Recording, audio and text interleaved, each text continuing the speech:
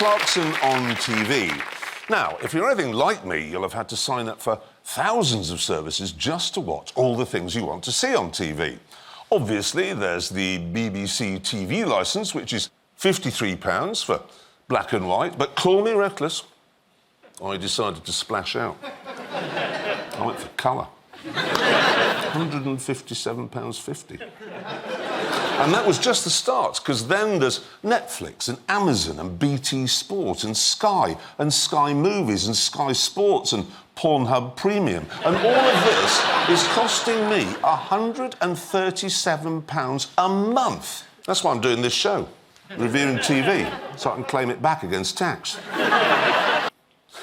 But a rare thing on television these days, because in recent years, the trend is for getting random celebrities to front shows on subjects about which they know nothing. So you get a midwifing show hosted by a model, a property show presented by a footballer, a cookery show fronted by a car show presenter, and a car show hosted by a cricketer. And so, against this backdrop, who better to host a hard-hitting, insightful documentary about the catastrophic nuclear meltdown at Chernobyl than former Crufts presenter Ben Fogle? 35 years ago, nuclear disaster rocked Chernobyl and the world. Now, I have unprecedented access to the most radioactive place on Earth. Unprecedented access? Not really, Ben. I was there 7 years before you. Look, Richard Hammond was there in '86 for a show called When Pushing Buttons Goes Wrong. I don't like those mushroom balls. However, I love it. It's rich and it's sweet and it's chocolatey and it tastes great. However, the texture, it needed to cook a little bit longer. It needed more pear. However, he made me a vinegar ice cream. Sounds like a GCSE lesson where they learn about conjunctions. I am happily married. However, I've just been on Twitter and no, I'm not. And I know the writers wanted Kevin to seem full of wisdom, but he just sounds like he's reading out inspirational quotes he's seen on Instagram. All the angels are gone, son. There's only devils left. Well, the whole world's a test, son. Don't ever let it trick you into thinking different. Every man needs a dream, Dan, but dreams take courage. I'll show you, genuinely, how they wrote this show. I've got my phone out while you were watching that, OK? And this is inspirational quotes on Instagram. I'm going to not cheat, I'll just go along randomly. There's one. Ready? A seed grows with no sound, but a tree falls with huge noise.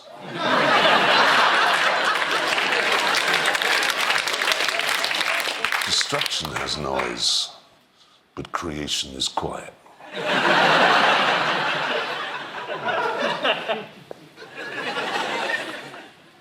If you don't like where you are, move.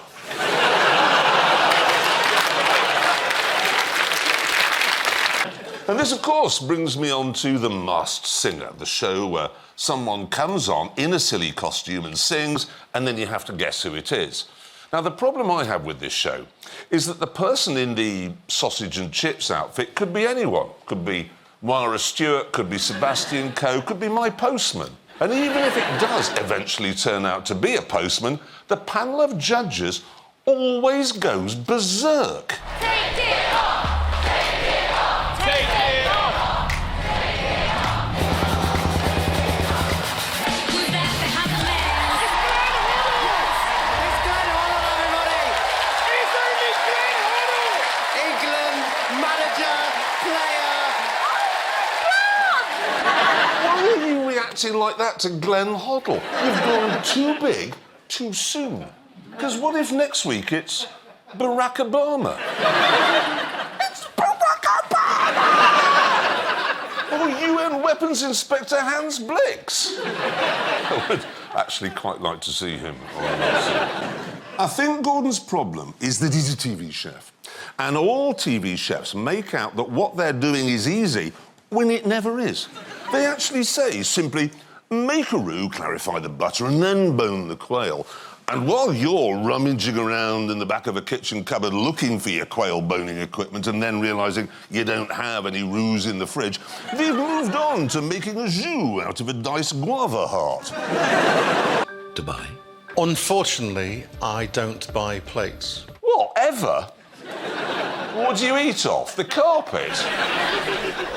Anyway, I digress. So let's get back to the producer's weird idea of what an auction is.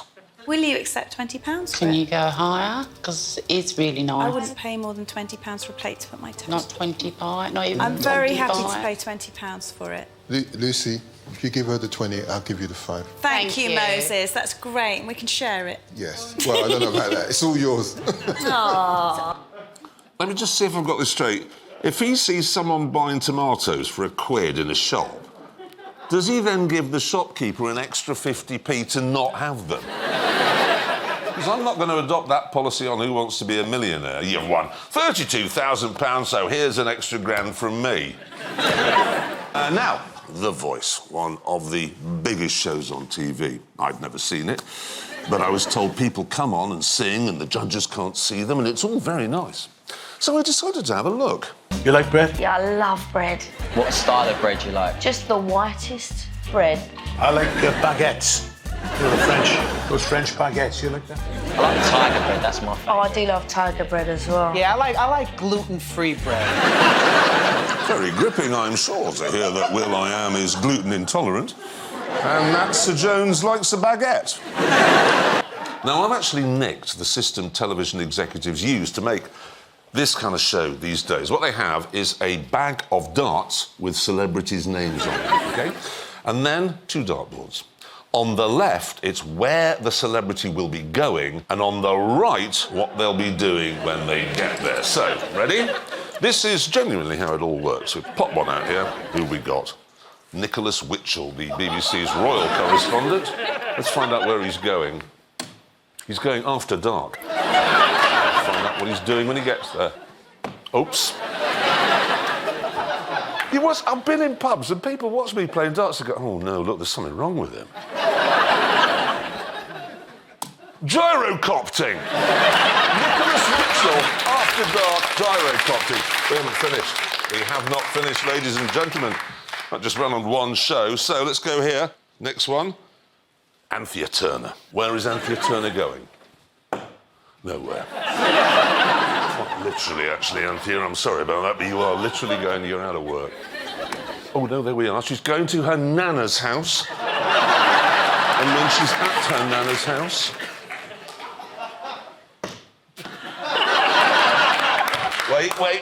Wait. I can't be that bad. I simply can't be. And yet, I am. We've got to get it in because television is waiting for this next huge show. Anthea Turner at her nana's house. Illegal forestry!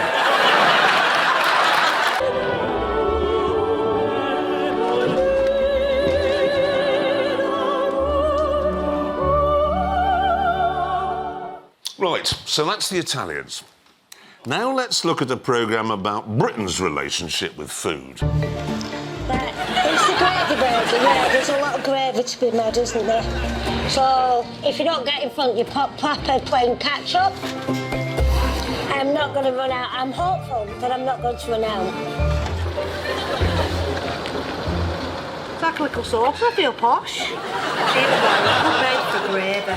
So let's just analyse that KFC Colonel Sanders secret recipe, shall we? Mix the lard and the chemical matter until it looks like slurry, pop it in the microwave and then serve it in a plastic sample pot to a woman in a Ford B-Max who says it makes her feel posh. I think that clearly demonstrates that we don't know much about food in this country. There's a trend in television to make boring shows sound less boring by putting words like critical or ultimate or extreme in the title.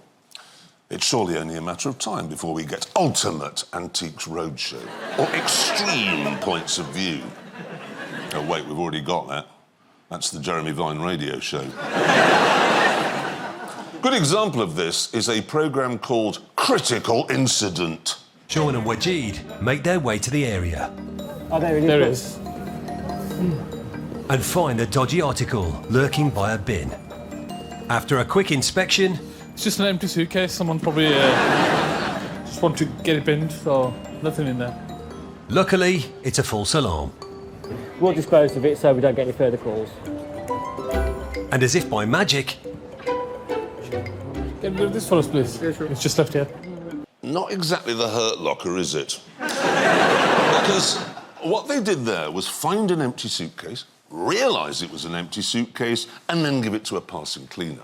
Now, I'm not saying the police never deal with critical incidents. Of course, they do.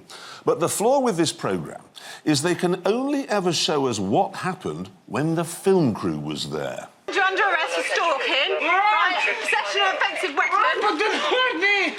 Right, you didn't think about how you carried on. Although both officers were badly shaken, neither of them sustained any injury.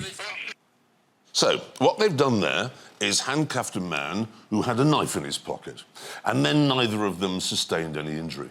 So, the only way they could make this situation seem critical is to wonder after the event what could have happened. The scariest part of it was how concealable it was.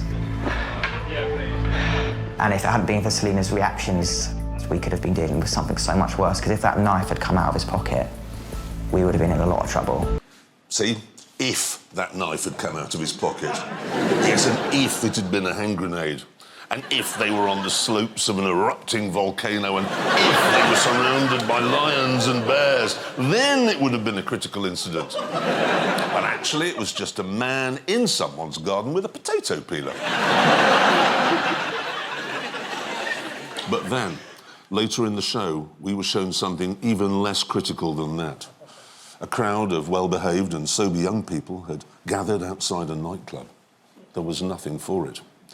They had to call in a voiceover artist and tell him to sound anxious.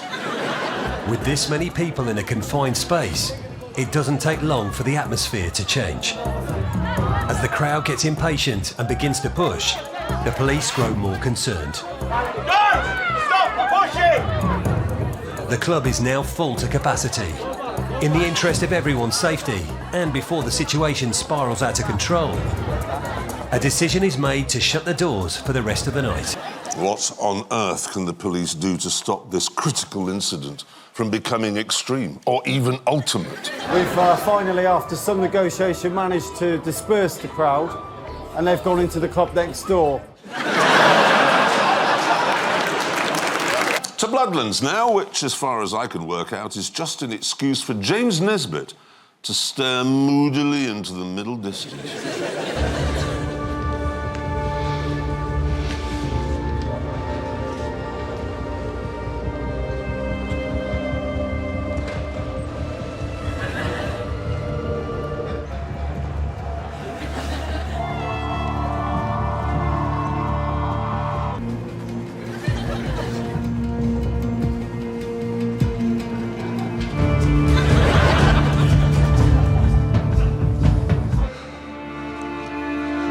This one.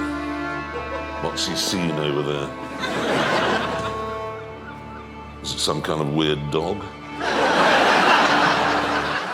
Anyway, if you want to know more about Bloodlands, here's the trailer. In '98, a handful of us were made aware of a possible assassin. We called him Goliath. These were cold-blooded executions. Yeah, enough. He also murdered my wife. So what happened? Because of us. I'm terrified, Daddy. God help us if it's Goliath. 20 years, not caught. Still out there. How's your daughter? Halt! Hold, please! Have you ever been closer? At some point, the past has to die. Not for me. Bloodlands on BBC One and iPlayer. Looks good. It isn't, but the thing is, the man behind Bloodlands also wrote Bodyguard. So let's see the trailer for that. On police! Get down! Stay down! Officers will be arriving! The greatest threat to our national security is terrorism. I'm assigning you to the Home Secretary. Only to protect me. I'll do what's required. Do She's got an agenda to heighten fear and to seize power. What is she up to? You need to find out. Looks like the Home Secretary couldn't be in safer hands. Bodyguard, coming soon to BBC One. It's exactly the same. So what about Line of Duty, which is another programme from the same stable? Let's see the trailer for that. Let's go, let's go. Job done. Don't sweat, lads. Hijack of a transport by armed men wearing balaclavas. 3 police officers murdered in cold blood. The hijack required a police insider. My team will get to the root of anything. There's a code name. Didn't think it was real. H? You work with someone. You take them at their word. There's no secrets in AC-12. This is a chance to crack the highest level corrupt officers and the top man. Line of Duty on BBC One. It's the same again. What if this is how the BBC decides to trail all of its programmes? Drone shot, tense line of dialogue, some kind of gun action. How would that work for Countryfile? It's one of Britain's favourite seaside destinations. But one of the big finds was the discovery of skeletons. And there are even more waiting to be discovered. When you know what was here, you can feel something. Why would somebody schlep all the way from the Mediterranean to come to Northumberland? Sedated or released within 30 minutes. People might be quite surprised in Northamptonshire that there is actually a search and rescue service here anyway. We don't look for people that know that they're lost. What you're selling is the experience of killing.